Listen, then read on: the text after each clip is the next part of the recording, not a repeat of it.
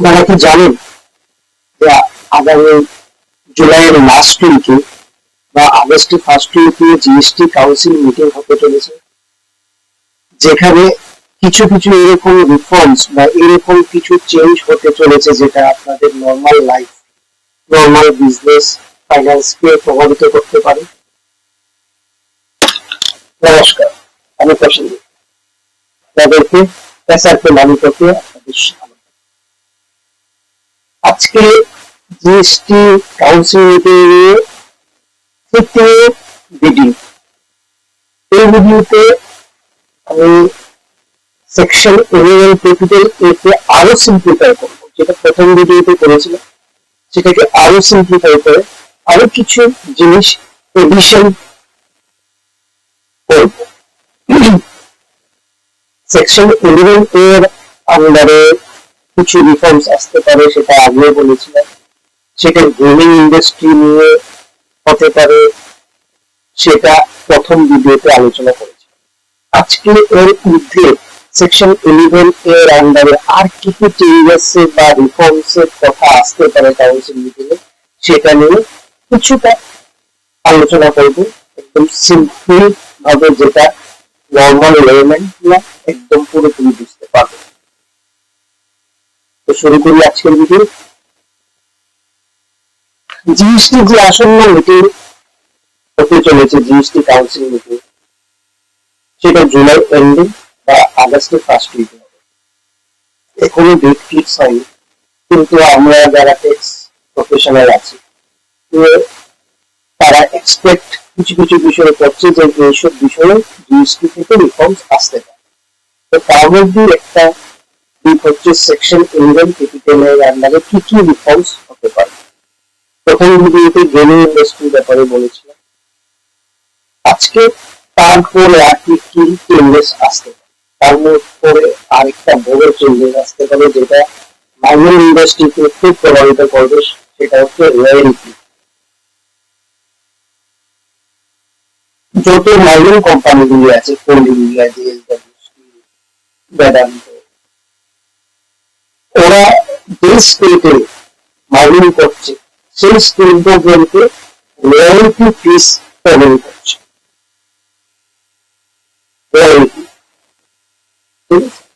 তো এটা নিয়ে বহু বছর ধরে আলোচনা চলছে যে এই রয়্যালটির উপর কেন কর বসানো, সেটা তো আলটিমেটলি গভর্নমেন্টকে পেমেন্ট করা। কিন্তু কিছু কিছু ক্ষেত্রে দেখা গিয়েছে যে রয়্যালটির উপর সেভেন কোন কোম্পানি, মাইনিং কোম্পানি কোন স্টেট গভর্নমেন্টকে রয়্যালটি পেড করেছে 500 কোটি। ডিপার্টমেন্ট নোটিশ 18% হারে ট্যাক্স পেয়ারের নোটিশ পাঠিয়ে দিয়েছে, লাইক ডিভিডেন্ড পে আউটের মতো। কিন্তু ডিভিডেন্ড না, এটা রয়্যালটি, যে আমি আপনার স্টেট থেকে এই মাইনিং করবো, সেটার উপর মৌসাক্ষর হয়েছে, সেটার উপর গভর্নমেন্টের ভাগটা বসে দেওয়া। তো সেটাকে ডিপার্টমেন্ট বলে নিয়েছে ডিভিডেন্ড পে আউটের মতো। তো সেটা নিয়ে একটা প্রবলেম অ্যারাইজ হয়েই আসছে, অনেকদিন ধরেই অ্যারাইজ হয়ে আসছে। তো সেটার উপর কিছু রিলিফ ডিক্লেয়ার হতে পারে, কারণ কিছু কিছু গভর্নমেন্ট কোম্পানি আছে যেমন কোল ইন্ডিয়া 90% গভর্নমেন্ট, তো ওদের ব্যালেন্স শিটের মধ্যে এটা বিশেষ প্রভাব পড়ছে, কারণ coal India one of the largest mining company. এছাড়া বড় বড় কোম্পানি যেগুলি আছে, জেএসডব্লিউ, ভীষণ চাপ সৃষ্টি হচ্ছে এইগুলি। তো এইগুলির উপর গভর্নমেন্ট জিএসটি কাউন্সিলে কিছু কথা উঠতে পারে, কিছু চেঞ্জেস আসতে পারে, সেটা এক্সপেক্ট। নেক্সট পয়েন্ট হচ্ছে ট্রাভেল চার্জেস। কোনো কোনো ইলেকট্রিক্যাল কোম্পানি যদি ইলেকট্রিক্যাল ডিস্ট্রিবিউশন করে, তাদের পেনাল্টি চার্জেস হিসাবে কিছু কালেকশন হয়। এই পেনাল্টি কালেকশন হিসাবে যে চার্জেস গুলি কালেকশন হয়, যে আপনারা বিদ্যুৎ বিল যেটাকে তৈরি করেছেন সেটা রেজিস্ট্রি, এই পেনাল্টি যেটা আছে সেটার উপর ট্যাক্স ধার্য করা হয়েছে। জিএসটি ডিলার নোটিশ করার দেখাচ্ছে 18% ট্যাক্স। তো সেখানে কিছু রিলিফ আসতে পারে এই কাউন্সিল মিটিং। নেক্সট আপনাদেরকে যদি বলতে হয় কর্পোরেট গ্যারান্টি, আগে এদেরকে ওয়াকিবহল ছিল না অনেক কোম্পানি, যেমন Reliance, group of company, tata group of company, Vedanta একটা গ্রুপ অফ কোম্পানি, আদানি একটা গ্রুপ অফ কোম্পানি।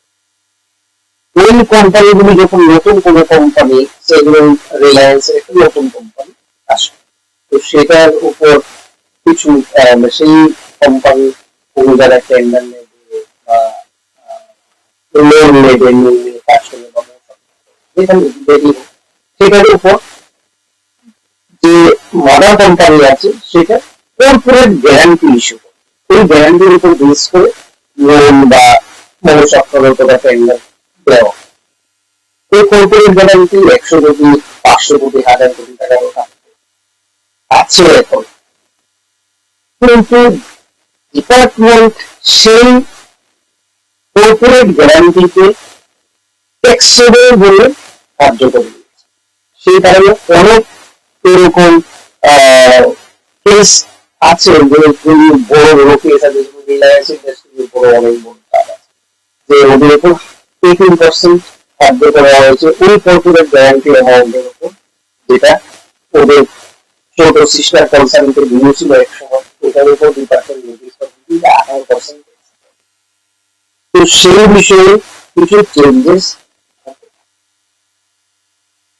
তো আজকে এতটুকুই থাক, একদম সিম্পলি বলেছি সেকশন 11 আর হতে পারে চেঞ্জেস, কোন কোন কোম্পানির সেটা লাভবান হতে পারে, তারা আপনারা স্টক মার্কেটে ইনভেস্টমেন্ট বা ট্রেডিং করেন, তাদের জন্য কিছু প্রফিট ছিল, কিছু শেয়ারের নাম ছিল, যেটা আপনারা দেখতে পারেন যে জিএসটি কাউন্সিল যদি কিছু রিফর্ম, ওদের কার্ডে কোনো রিফর্ম বা চেঞ্জেস হয়, তাহলে ওরা কিভাবে লাভবান হতে পারে।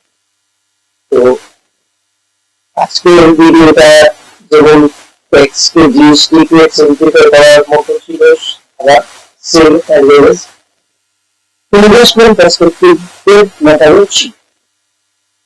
তো ভালো লাগলে অবশ্যই লাইক, শেয়ার, কমেন্ট অবশ্যই করবেন। কিছু জানার থাকলে, কিছু ক্লারিফিকেশন করার থাকলে অবশ্যই কমেন্ট করবেন, নিচে দেওয়া নাম্বারে হোয়াটসঅ্যাপ করতে পারেন, আমি অবশ্যই রিপ্লাই দেবো। আপনাদের যদি ভালো লাগে আমার ভিডিও, তাহলে অবশ্যই স্যারকে বাড়িতে চ্যানেলকে সাবস্ক্রাইব করবেন। আজকের দিনটা